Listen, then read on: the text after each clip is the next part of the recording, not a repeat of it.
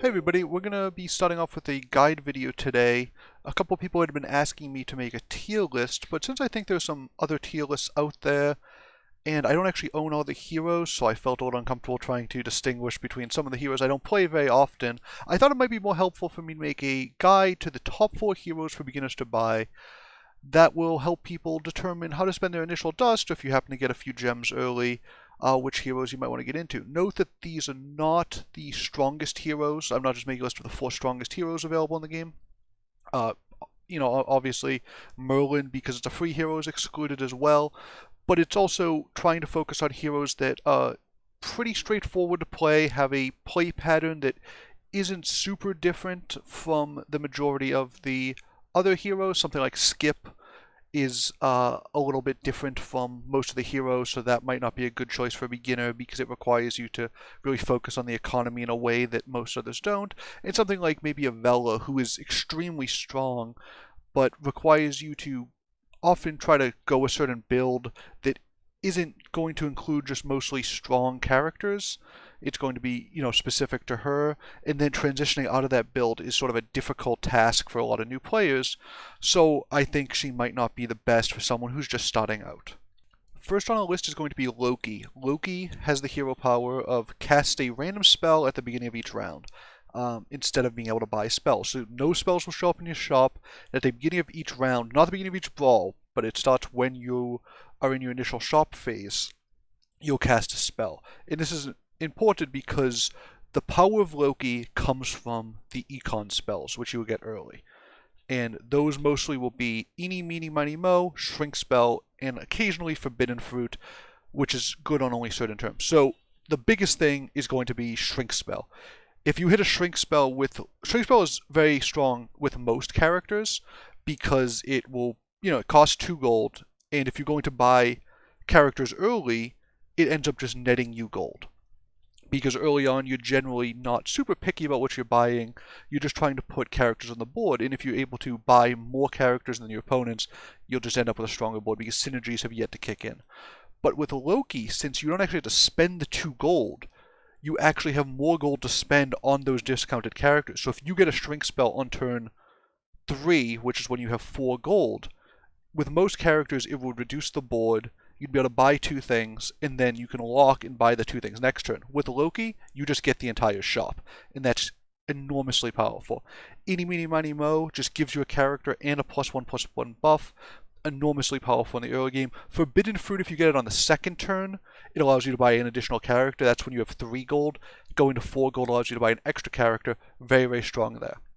So the power of Loki is going to be that you will end up with more characters on board in the early game than your opponents, and you will often just have a crushing board. And what this allows you to do, and what this is going to be a theme on many of these heroes, is that if you have a strong board early, you're able to buy XP spells, you're able to take more risks on what you want your comp to be in the future, and you're able to accumulate some treasures because you can spend more time trying to roll and get the pairs that will allow you to get those. If most heroes in the early game just need to buy whatever the strongest available characters are because they need to be able to compete on board, otherwise they'll just plummet in health. Loki usually doesn't have that problem.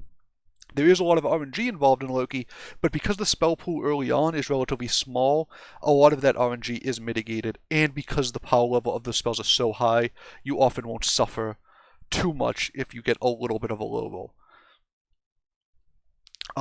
In the middle game, you end up often with Loki getting to cast many of the XP spells and the buff spells. So Wish Upon a Star, Turkish Delight are XP spells. They'll help accelerate you to level 6.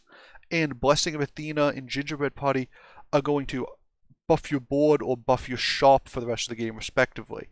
And this is very strong to either help you on board, again give you that early game strength, or allow it to help translate the strength you have into the later game. It's hard for most players to take off a 4 gold in a turn and spend it on investing in the characters they'll buy for the rest of the game. But if Loki gets that for free, you have an advantage over your opponent. Every time you buy a character, you're getting an incremental advantage. So if you do get Wish Upon a Star, which is the 5 gold spell that gives you 1 XP, and you get a 2nd XP if you win the brawl. Make sure that you then focus very heavily on maximizing your strength on board that fight. So make sure, you take a turn off from trying to roll and find, maybe pairs, or trying to set up your board for the future by taking speculative things. Maybe take out your adventurers, take out your sort of risky slay characters, and just put your strength on board in to make sure you get that extra XP, because that 2nd XP really can rocket you ahead of the rest of the competition. In the late game, Loki does suffer because the late game fights, you often, if you have a complete board, you often want to cast a Pigomorph, or maybe sometimes you want to use the Knighthood just to, upgrade a 6 drop and really complete your comp. But Loki cannot do that. Loki does not randomly cast targeted spells. You can randomly get a Pigomorph, but it's random, and it's, a little bit difficult to rely on. So you will be at a disadvantage over opponents that can just cast that. The final thing I want to mention about Loki is there are some special interactions with treasures. Loki casts a spell, but you do not count as buying it. That means that the Forking Rod and Wand of Weirding will not trigger, so do not pick those. If you pick those, it will be embarrassing when you post the video later. Crystal Ball and Merlin's Hat similarly do not very much. Loki will not cast targeted spells, so Crystal Ball won't target a trigger, nor will you be able to wake up Sleeping Princess. And Fool's Gold, which normally has the downside of your shop not selling spells, but gives you 4 gold a round, which is very, very strong, is pretty much just all upside. You already don't sell spells, so this is just plus 4 gold in a round. A pretty strong treasure if you're able to get it, and it just, you'll still get the free spell cast every turn. So that is all upside. So those are the special interactions to do with Loki. Other than that, you're just going to be buying, whatever you see early on, and then trying to translate that early game strength to the late game. You can go any comp, you have tons of flexibility, and he's just very strong, and he's a lot of fun too. Next up is Wonder Waddle. Wonder Waddle is incredibly strong. In fact, there are some campaigns, started by some ambitious YouTubers to get him nerfed. What Wonder Waddle does is say that you just need 2 copies of any level 2 or 3 animal. Note that it is just level 2 and 3 animals to get the upgrade. So they will, turn golden, gain the, increased abilities and the increased power, and you'll also get a treasure of, level 2 or 3. What this means is that early game with Wonder Waddle, you're going to have an abundance of upgraded characters and treasures, basically all animals. And that means the playstyle with Wonder Waddle is basically going to be, if you see an animal on level 2 or 3, you're probably going to be buying it, because it is so incredibly strong to get those upgrades early. Because note that not only are you more likely to get them, but they're also cheaper. It costs just, 2 characters worth of gold to get an upgrade now instead of 3, which is easier to find, but also has that extra element of not requiring you to spend so much of your early game gold, which is a real constraint early. Finding a triple early on gives you something that is twice as powerful as an unupgraded character. The stats are doubled, but it costs you 3 times as much, which means you are sort of taking some of the onboard strength away in order to conserve space and get the the treasure and all of that. But Wonder Waddle doesn't have that issue and can just be incredibly powerful in the early game. Other than just buying all of the animals you see early on, I want to just draw specific attention to Blind Mouse. Blind Mouse gives you a level 4 treasure instead of a level 2. With Wonder Waddle, Blind Mouse, you only need 2 Blind Mice, which is not as thematic as I think the developers would hope, but is incredibly strong.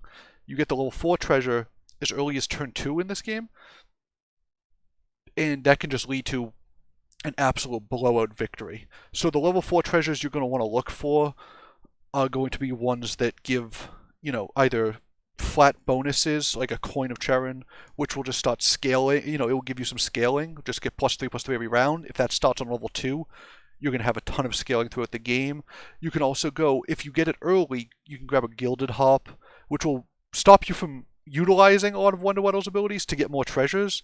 But if you just are able to buy upgraded characters, upgraded level 2s and 3s, that Gilded Hop is sort of balanced around being able to buy those after you hit level 4. If you're able to do that when you're still at level 2 and 3, you're just going to be basically getting triple value out of every character you buy in terms of gold, and you can just really run over people, and you actually do a ton of damage because all your characters are upgraded. Other than that, grab the 3-drop animals, put a strong board on play. When you hit level 4, remember that the Wonder Waddle power no longer works for 4-drop, for animals. It doesn't work for animals past level 3. So all you're going to want to do is go a regular comp. Use the early game strength to allow yourself to have high health, maybe buy some XP spells, and just transition to whatever comp, is available when you start hitting level 4. I would, however, keep an eye out for blind mice the entire game until you have, level 4 or higher treasures, because it's a very small investment and you can just, power out some treasures very easily. And remember that after you level them up and get the treasure, you can sell it back, putting them back in the shop and getting, 1 gold back as well. So Wonder Waddle is one of the strongest characters in the game and is pretty intuitive to play. You do exactly what it says, basically buy the level 2 and 3 animals, get the upgrades, get those treasures, and everything goes from there. Next, we have Charon. Charon is one that I initially struck me as rather weak, but as I've played more and as I've seen some streamers play, I've really come around on the power of this character. Basically, what it does is the first character that you have that dies each brawl gets +2/+1 permanently. Very simple, and a little bit maybe unimpressive seeming early on, or initially, but it's incredibly strong early in the game, and it actually has some late game applications as well. So early on in the game, there are a few characters that work super, super well with this ability. If you get a Shorewood Shore Shot and it dies on turn 1, you actually probably want it to die rather than have it get the first attack and win the fight. It becomes a 4-2 because it gets +2/+1. A 4-2 is the same stats as an upgraded Shorewood Shore Shot. And a 4-2 range is going to be so strong all the way up to level 3. And if it dies a couple of times and gets 6 or 8 or 10 attack, that's something that you can keep in play all through the mid game. If you get something like a Happy Little Tree, that gets +2 health permanently each round. If you're able to give it a little extra attack by putting it in, on turn 1, right? It dies with the Charon. It becomes a 3-2 because of the Charon buff. Then it becomes a 3-4 because of its, own ability. And then say it dies the next turn, it becomes a, 5-5, right? And then it gets its own buff. It's now a 5-7 going into, your third Brawl. And that's just going to be a huge tank, taking down, everything. And you're going to be able to keep that in play for maybe the entire game if it gets, a couple more buffs. In something like Polywoggle, if it's having trouble slaying, if you put it in your first slot and it has trouble slaying, if it dies a couple times, it keeps, keeps those buffs, it keeps growing. Eventually it will slay and then transform and retain those buffs. So Charon is great with characters that slay. It's great with characters that transform like Polywoggle, and it's great with things that have ranged or give themselves health, that make a little extra use out of buffs. You can also do something like a Kitty Cutpurse, which has a similar interaction to Polywoggle. It of course doesn't transform, but it will continue to be able to slay, and it's useful to put in your first attack slot to try to get that slay. If you get it and it dies, it keeps growing. If it doesn't slay, it does grow, and maybe it has the chance next round. So there's a lot of strong interactions with Charon, and it's just sort of generically strong. The only real thing specifically to think about is that you want to keep your frontline 4 of characters you want to die, and put anything that doesn't hold a buff super well in the back line. So these are going to be characters with very high attack but low health. They, a Labyrinth Minotaur, for instance, isn't going to do much better with the buff. It's not going to trade much better than it would otherwise. So maybe you put those in back, and you keep the Shore Shots and the Happy Little Trees and the Polywoggles up front. And this is before the board is full, and it really allows you to try to manage who the buff falls on. But that will be sort of intuitive after a little while. You'll know who you want buffed. You put them in the first slot or the second slot, and you really try to get those buffs on the right characters, and you'll gain a ton of value out of this. Getting +2/+1 every round is going to be super strong early game, and it's going to really, if you are able to keep some of those characters around, it will power you all the way through the mid game. In the late game, you're still getting the +2/+1 buff. Obviously that, because it's a flat buff, it falls off a little bit. But there are some characters that do, pretty well with it. Something like Lancelot, it can help it slay as well. We talked about slays. It also helps it grow so they can trigger when it gets to the 25 health mark. And something like Friendly Spirit. Friendly Spirit gives its attack and health to characters, and it's something you usually put early because you want it to die and spread its health. If it attacks and starts growing, it not only gets the buff, but it means that it spreads more attack and health to other characters. And of course, sort of the grown-up version of this is the Good Boy, right? You usually put Good Boy in your first slot, the leftmost part of the front row. And if, you have Good Boy in front, as a 3/3, and it attacks and dies, it will give 3/3 to everything, but next fight it comes back as a 5/4. And all of a sudden, that nerf they just try to give Good Boy is pretty much all gone. And if it keeps doing that every fight, you're getting enormous buffs for your whole team out of your hero power that already helped power you through the early game. You're getting a ton of late game value. So that's a specific interaction that's very strong, but you'll find that, buffing characters is going to be strong no matter what happens. And, there's a few ways to get extra value out of it, but it's hard to go wrong with pretty much anything. You're always going to get some value out of it, and I think it's always going to be more powerful than you expect. Our final character is going to be Gwen. Gwen is, again, most of these powers are very simple. All that happens is you start with a Knighthood on your bench. Knighthood is the 12-cost spell that permanently upgrades a character. You can see it right here. And you're going to just be able to cast it on any turn. Note that it is a spell, so it will take your spell cast for the turn, and you cannot cast it if you've already cast a spell. That's something that I tend to forget. Sometimes I buy a spell to buff something, and then I try to Knighthood it. Remember that it does count as a spell cast, and it takes a spot on your bench. So those are two things just to keep in mind. They shouldn't have a major effect on the game, but sometimes you could get yourself, a little bit turned around if you don't realize that. So, in terms of playing Gwen, there's a couple main ways to utilize the Knighthood. And we're going to talk about both of them really quick. The first one is sort of the tempo upgrade. And what this means is you're going to use it very, very early. You're going to use it on level 2 or 3. And you're going to use it on... There's a few different characters that it's especially good with. Something like Happy Little Tree, Wizard's Familiar on 2. Those are great because they get added scaling when you upgrade them. Wizard's Familiar starts getting +2/+2 from every spell. Happy Little Tree gains 4 health instead of 2. That means they scale even more, so the earlier you get them upgraded, the bigger impact it has over the course of the entire game. And those are characters that you can keep around. You could conceivably have them on your final board. And then something like Prized Pig or Sleeping Princess or Queen of Hearts on level 3 is going to be just a very big character. Queen of Hearts obviously need a few evil characters. Sleeping Princess, remember, when you target it with a Knighthood, will become a 16/16. And Prize Pig sort of gives you the +4 gold if it can survive fights, giving you a huge econ advantage. So those will just help you win those fights, which means that, now that you don't have to focus on winning fights, you can say, okay, well, I can buy, an adventurer, say, and you can say, okay, I'll buy, another Prize Pig, get a better econ. I can maybe put a Lucky on board, which isn't a strong combatant, but might help me, accumulate more characters. This strategy is something that I learned from Icarus, from their Discord. I'll put a link to that in the description, and it's very strong. And I don't think it's the way that most people think to use Knighthood. Most people want to save it, especially since it's such a late game spell usually.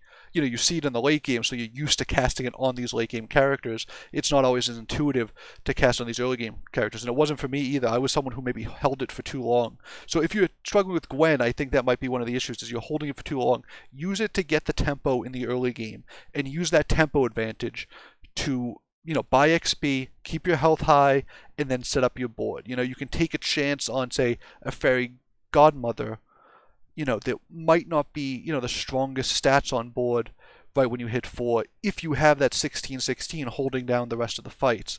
You can take a chance on an adventurer, and you can even maybe upgrade the adventurer here. If you have like a Mim, for instance, you see an adventurer, you upgrade it, you'll race to level 6. You'll get there very, very quickly. If you see like a Grim Soul, and you have an upgraded adventurer, you're getting a full level every turn. You're getting +2 from the adventurer at least. If the Grim Soul dies, the adventurer could slay itself, and you're getting the +1. You're going to be at level 6 in 2 or 3 turns. So that that's a huge advantage that you're going to have over your opponents. They're going to take 6 turns to reach that level. You're going to take 2 more turns, and that's huge. And I think people really underestimate the value of early game tempo, and I think that's the difference between a lot of better players and some of the people who are still struggling. So if you have the knighthood, find something, that can give you a strong early game tempo. A Queen of Hearts, if you have, say, two black cats in front of it, it's going to be very tough for you to lose those, level 3 battles. You're going to run over people because it's going to get, plus 16, plus 16 just from those two black cats or something, and you're just going to crush stuff. And then you can buy pretty much whatever you want for your other characters. You'll just be able to have free reign, pick up whatever, try to triple those characters, get some, extra treasures, and really just run over people's boards, do a lot of damage to them, keep your health high, and that HP puts a ton of pressure on you as you get into the mid game. If you're sort of slowly losing HP, you really need to recover quickly, and you really can't try to take these scaling strats. You can't take some time out to speculate on some characters. You can't pivot as easily because it makes your board temporarily weaker. You sort of have to go on, whatever gives you the maximum strength, and it makes it hard to win games. Having that HP pressure is really, really tough. So if you can get characters that take all that away and help put it on your opponents, you really change the nature of the game in the way everyone's going to have to be thinking about their shopping phase every turn. The second way to play Gwen is probably the way that occurs to most people just when they initially see that knighthood, is the pivot or the scaling knighthoods. And this is sort of what I initially did. I would wait till I see, the first level 6 I saw that sort of a build around. You have the Bear Stains, you have your Elmwoods, Lordies, Good Boy, Yormaguns, and Prince Arthur's included here because it's a very strong build around, although it is just a level 4. These are things that give you, a pivot to a new strat or just give you some strong scaling.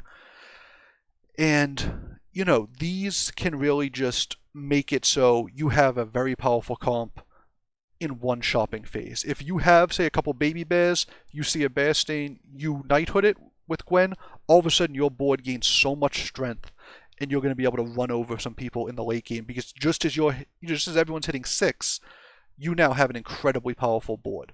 So the times you would do this is when you don't see any of the early game tempo plays, and you're also having a pretty good early game. If you're cruising through the early game, you don't have a good knighthood target, you don't just have to blow it because you're looking for additional tempo. If you're already winning fights, there's no reason to really win more. A lot of these fights, the margins can matter, but they matter a lot more in the late game when things are upgraded and you're sort of doing more damage. So in the early game, as long as you're winning fights, as long as your health's staying high, as long as you have that flexibility in your shop phases, you don't need to use it. So if you don't see, a sleeping princess or a pig or anything, you don't need to use the knighthood on a random 3-drop. You just hold it. Maybe you start, maybe you gained a couple levels. Maybe you bought a little XP, got a little ahead of everybody. And all of a sudden you hit 6 and you see a good boy or a lordy. And now your comp just falls into place. You know exactly what you want to go. And you're going to be, very strong because you basically got 3 6-drops in one buy phase. Which is, 18 gold worth. You don't get the treasure, obviously. So that is one of the downsides. When you use the knighthood later in the game, you sort of deprive yourself of the chance to get those level 6 treasures. Early in the game, missing out on a level 2, level 3 treasure isn't that big of a deal in the long term. It's powerful at the time, but level 2 treasures are a little bit dorky sometimes. Level 3 treasures can be kind of hit and miss. Level 6 is a pretty universally very strong. So missing out on that opportunity is a little bit tough sometimes, but the ability to pivot your comp sort of on a dime with some of these picks can be very strong. So that's sort of what I think about when we're talking about the 2 different ways to play Gwen. I would advise people, if you are struggling or if you're just getting started with Gwen, try to use the knighthood as a tempo play. It will be very strong. You'll find the early games are much easier, and that will allow you to, as a newer player, to learn what comps you want to go in, sort of have some flexibility to try out different things, buy some different characters, see which ones perform well and which ones don't. And it will take a lot of the pressure off you in terms of your HP, to avoid trying to, flounder and trying to constantly be in a state of trying to come back and having to, trying to salvage something, a game that is, sort of crumbling and snowballing, against you. So those are my 4 heroes that I recommend beginners buy. My first hero, I think, was actually Snow Angel, then Wonder Waddle was maybe my second.